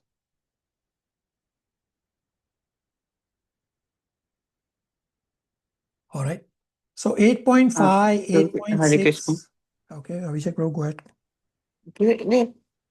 Krishna says that he is the Lord of all sacrifices. But how do we understand this when there are other sacrifices which it seems that they are not to Lord Krishna or involving him? So we have discussed this in 5.29. You can refresh your notes. Krishna says that he is the Lord of all sacrifice. So if you recall, Bhoktaram Yagya Tapaswam Sarva Loke Maheshwaram Suhadram Sarva Bhutanam. So if you look at the individual components of this 5.29, Tapaswam is those who do tapasya. So Karma Kanda and Karma Yogi, they do yagya. Krishna says, I am the Bhoktaram. And then those who follow Ashtang Yoga, Krishna says Suhadram, that the super soul within that the Ashtang Yogi is focusing on says, I am that super soul, I am that Paramatma, and I am the best well-wisher of everyone. And Gyan Yogis also, they are also performing austerities. Krishna says, I am the Bhoktaram of whatever be the path. Whether or not they realize, whether somebody is following Karma Kanda, Karma Yoga, Gyan Yoga, Ashtang Yoga, does not matter. Krishna is still the Bhoktaram. Bhakti Yoga, directly Krishna is Bhoktaram. Devotees know. Abhishek Prabhu? Like my question was specifically regarding demigod worship. Like if someone is killing an animal as sacrifice to worship Mother Kali, how do we see that it's Lord Krishna as the Yeah, so that is incorrect. So Mother Kali's worship of sacrificing animals, that is incorrect. That is not correct way.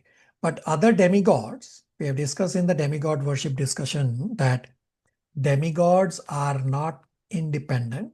Demigods do not have any authority to give you anything. Demigods are getting the benediction from Krishna and handing it over. So whatever demigod worship you do, if you read 9.23 translation, Krishna says, demigod worshippers are actually worshipping me, but they are doing it in a wrong way. Avidipurvakam, which is wrong way. So demigod worshippers, the worship is going to Krishna because Krishna is the only Bhoktaram. But demigod worshippers themselves do not go to Krishna because their intent is to enjoy material world and get material benediction. Therefore, they end up continuing the cycle of birth and death. Abhishek Prabhu? Great. And this benediction which demigods give, that you have mentioned that it is what is already in our karmic credit, but it was not originally meant for us, because that we would have anyways got if it was originally meant for us. So we have discussed, so you are in the Nectar of Devotion class where we have discussed that karma sits in 4 stages. Something that is manifested that I am enjoying or suffering right now. Some karma is sitting in bija form, some karma is sitting in kutam form, and some is not manifested yet. So just because something is in my karma, it is not necessarily manifested.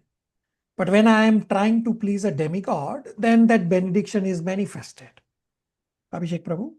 So they take something which was to be manifested later on, and then they give it now, so that that kind of gets exhausted. What's your question? Because it was what was supposed to be manifested, let's say in a future life, they give it now, so that now It's that not, part. it's not manifested in future. So there has to be something, some endeavor to manifest, whether you are endeavoring it now or whether you are endeavoring it in future, right? Endeavor has to happen. No, so my question is that, like, the worship of the demigod, is it a karma which causes the fruit to come, or that fruit is already there but the demigod just gives it? Uh, does that not make sense? Clarify a little more. Sorry. So, like, I am worshipping a demigod, so it is also a karma. Each karma had its reaction. No. Pause here. No? So you are not worshipping demigod because of karma. You are worshipping demigod because of desire. No, sorry. I mean, karma here as a pious activity. It will generate some pious fruits. Yeah, that's So a that reaction. Yeah, you are worshipping. So let me first clarify before you do the second part of your question. So you are worshipping demigod because you have a desire. And whatever pious activities you are doing, you are gonna get a good reaction as a benediction from demigods. Continue if that makes sense to you. so the benediction which the demigod is giving, that is because of the pious activity which I have done in the form of worship of demigod, or that reaction is coming because of the pious activity which I have already done some time back, and it's just a shifting of the fruit from, like, the fruit was supposed to come in future, but the demigod is giving me the fruit now. So we have discussed in 4.6, 4.16 and 17 and 18 this point. Krishna says no one understands how karma works except Krishna. And I have given you the example. I have given you 2 examples. First, I have given you the red and white M&M chocolates to explain the suffering and the enjoying karma. But then I have further muddied or said that actually it's not red and green M&M chocolates. Rather, it is red and green water, and it is mixed. And it is only Krishna who knows that in the scoop that he has picked up of the red and green water, how much is red and how much is green. No one knows. So we have already discussed this, that no one except Krishna knows how karma works and which reaction to which action No one knows. And when will that reaction materialize? No one knows except Krishna. Therefore, Krishna says, don't worry about it. Our brains are not built to understand this point.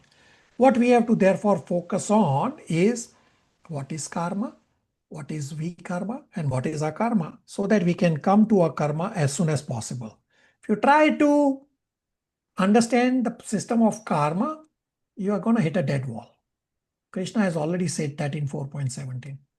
Abhishek Prabhu? No, thank you, Prabhu. That makes sense. Srivatsa Prabhu? Prabhuji, I think Abhishek Prabhu asked some pertinent questions. So I also kind of, it made sense what he was asking.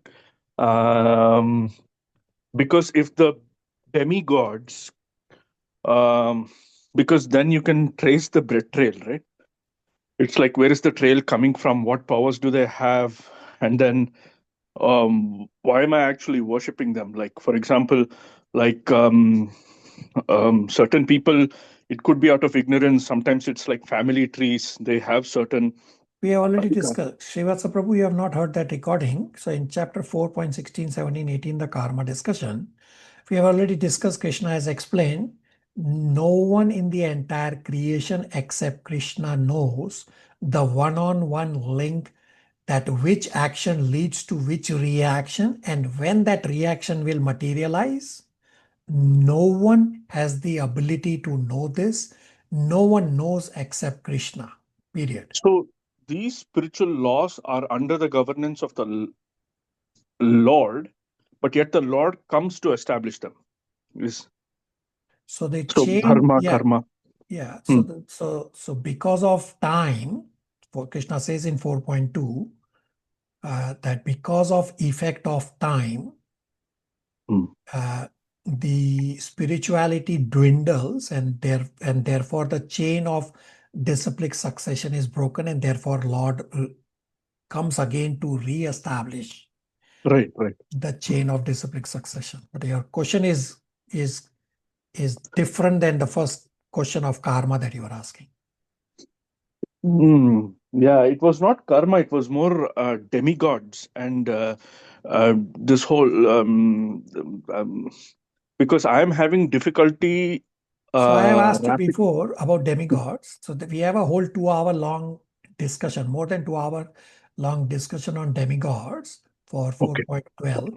I have asked you to, you can listen to that and you will get all your answers about demigods, because I cannot go on for 2 hours just talking about demigods. Again. Yeah. Okay, Prabhu. Thank you. So we are bound to not complete up to 8.8 verse that I plan to complete. So let's at least discuss 8.5, some component of the continuation of the discussion that we started today. And then we'll continue in our following class. So 8.5, 8.6, and 8.7 are very, very important verses, as well as 8.7 is the practice that Srila Prabhupada want all of us to do to pass the final exam of 8.5. Meaning, you have to live this life according to 8.7 as a soul in this world, and then you will be able to pass the exam of 8.5, meaning the final exam at the time of death, to be able to remember Krishna. So I'll be sending you Srila Prabhupada's lecture after our class today. One of the lecture is titled, Make Sure to Pass That Final Examination at Death. It's a spectacular lecture. All Prabhupada lectures are spectacular. So 8.5 is a key memorization verse. I will recite the Sanskrit and then you all can unmute and recite one line after me, please. 8.5. Antakale chamam eva smaran muktva kalevaram ya prayati sa madbhavam ya eti nasti atra samshaya. Everybody unmute and recite one line after me, please.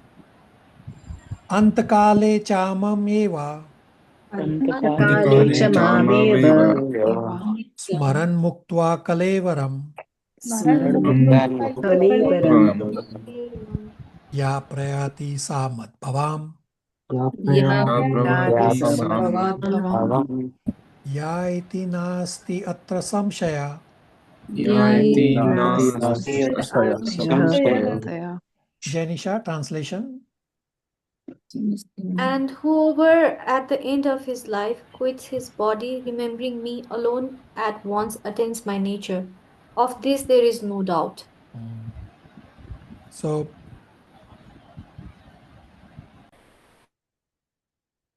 Arjuna's eighth question, how to know the absolute truth at the time of death?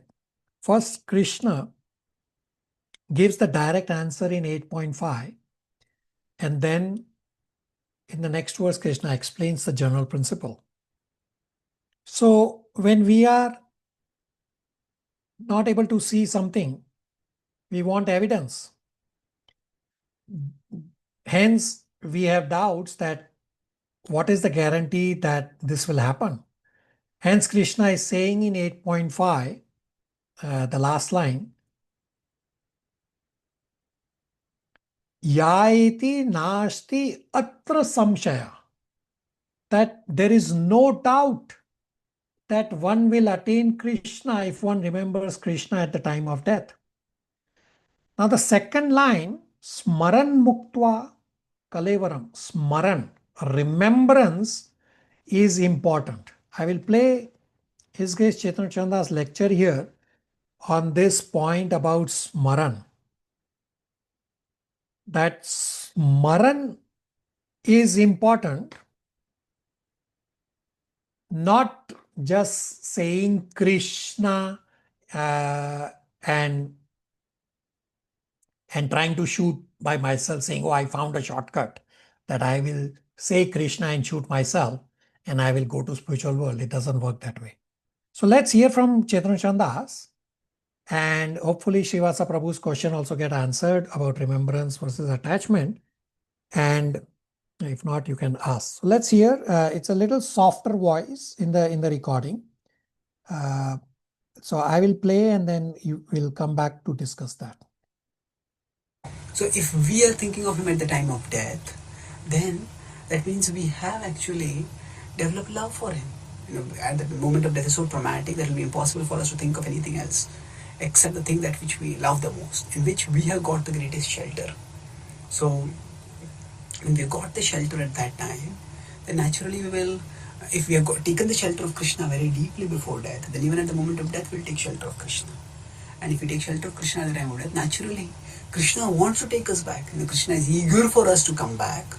So if we show Krishna, Krishna, I'm thinking of you, please, I want to come back to you, then Krishna will take us back.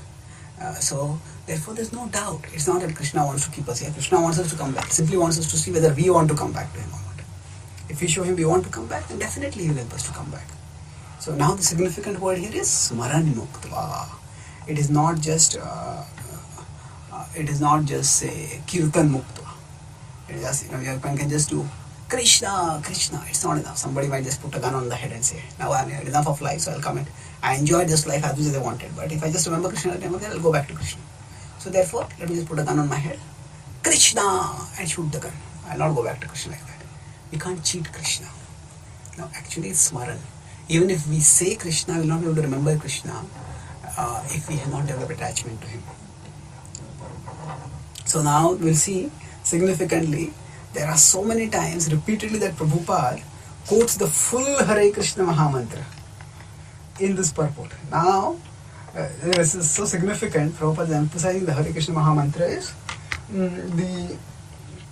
the means by which we can remember Krishna. As far as I know, in what Bhaktivedanta purports I have read, there is no other purport in all of Srila Prabhupada's books where Prabhupada quotes the full Hare Krishna Mahamantra twice. So here it is once and again it's once over here.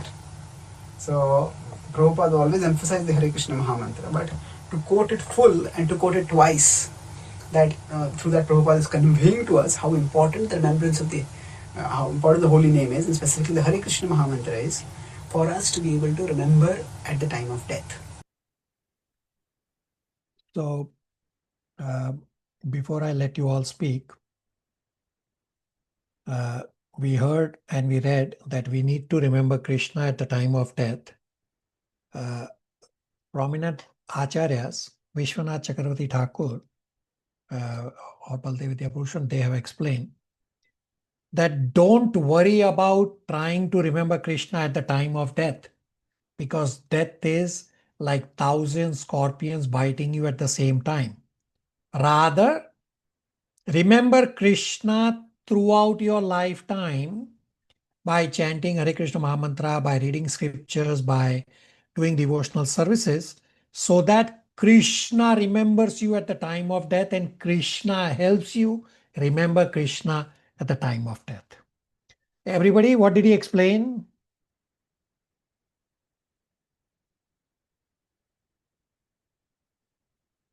Quickly, please. Hare Krishna Prabhuji, we cannot cheat Krishna, but just saying Krishna at the end.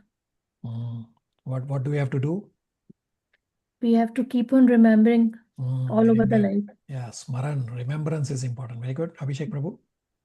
So, first one Prabhuji mentioned was that we, at the time of death, we take shelter. Like what we remember is what we have taken shelter of. So, if we are able to remember Lord Krishna, that means that we have developed love for him. Yeah, so very good. So this is the practice for all of you, that next class or from this point on, you practice that when you wake up next morning, what is the first thing do you remember? Most likely you will remember, oh, I have to do so and so thing at work, or I have to look at so and so stock market, or I have to take care of my so and so family, because that's where I am largely focused on. Krishna is not even there. So all my endeavors are trying to make you remember Krishna, at least subconsciously, if you are not consciously remembering Krishna.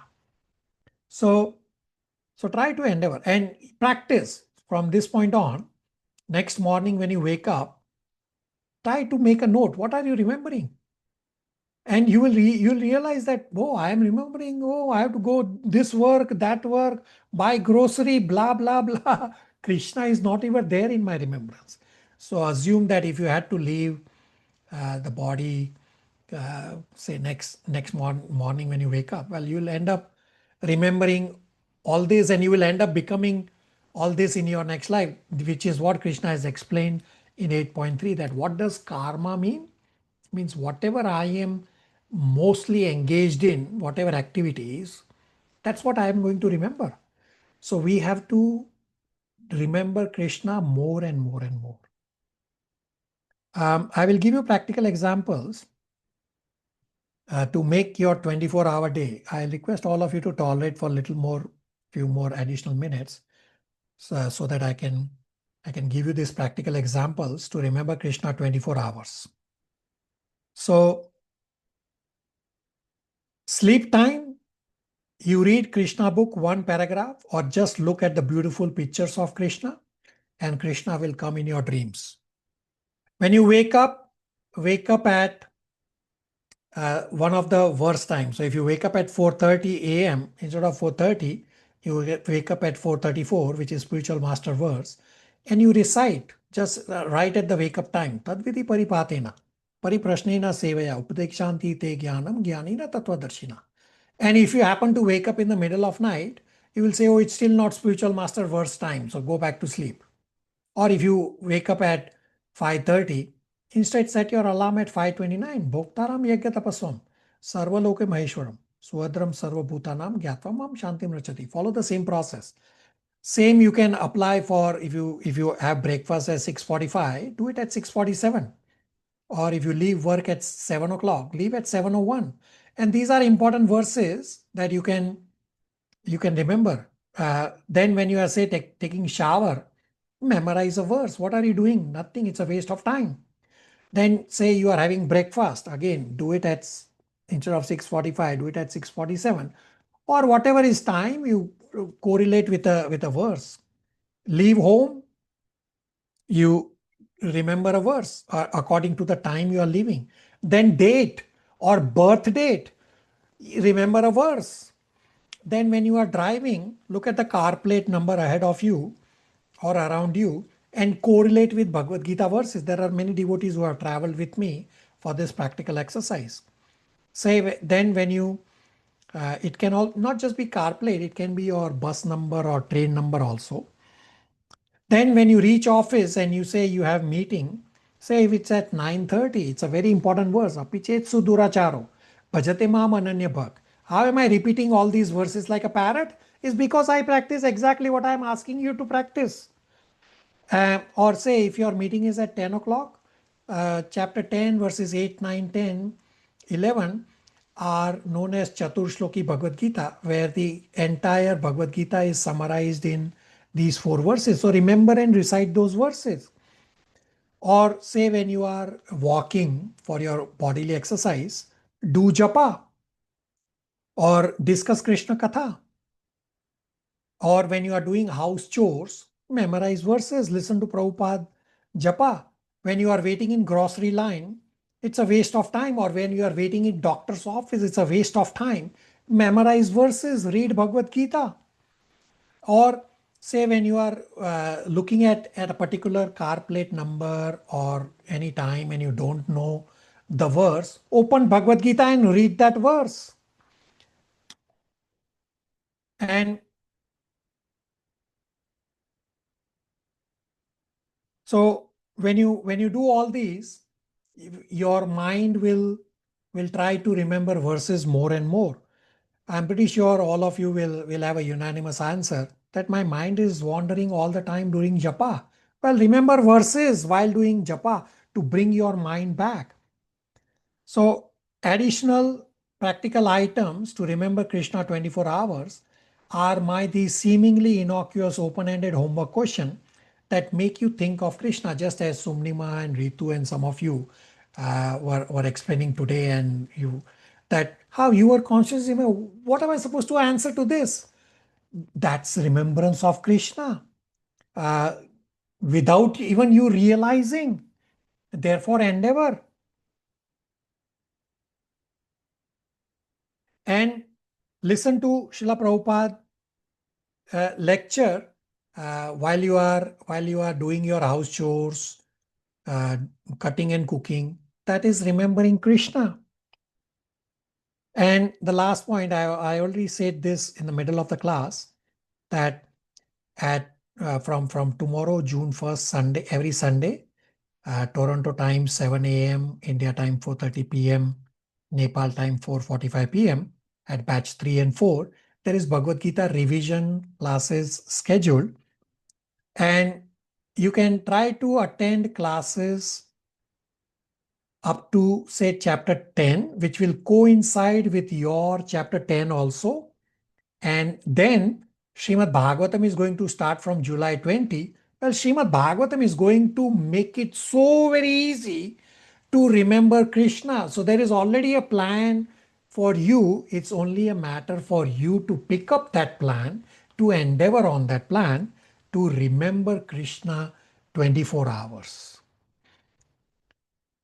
Questions, comments, realizations? Have I given you a lot of practical points to remember Krishna 24 hours? Yes, Prabhuji. Srivatsa? Yes, Guruji.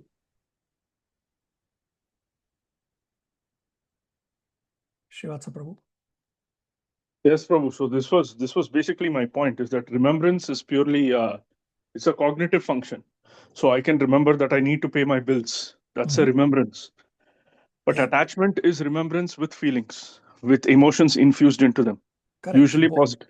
Yeah, so you are correct. Remembrance with feelings, if it is to pay your bills, that is material, you will be continuing your cycle of birth and death. And I don't need remembrance with feelings to remember. See, I'm saying the definitions are different. Remembrance, we say remembrance and attachment. You can only remember Krishna if you're attached to him at the time of death. So we already heard from Chaitanya Chandas that you are bound to remember for what you have the greatest attachment for. Yeah, that's what I'm reiterating. Right. That's So what if you are attached to your material task, whether it be paying bills or buying groceries or stock market or whatnot, you will continue the cycle of birth and death. But if you are attached to Krishna by doing devotional services 24 hours, by remembering Krishna through chanting, then you will develop love for Krishna. You are bound to remember Krishna. That's the practice I'm saying. That next morning, try to remember what's the first thing that you are remembering. If it is Krishna, well, then you are on the right track. If it is everything else, well, then that's a work in progress to be able to develop love for Krishna. Yes. Thank you, Prabhu.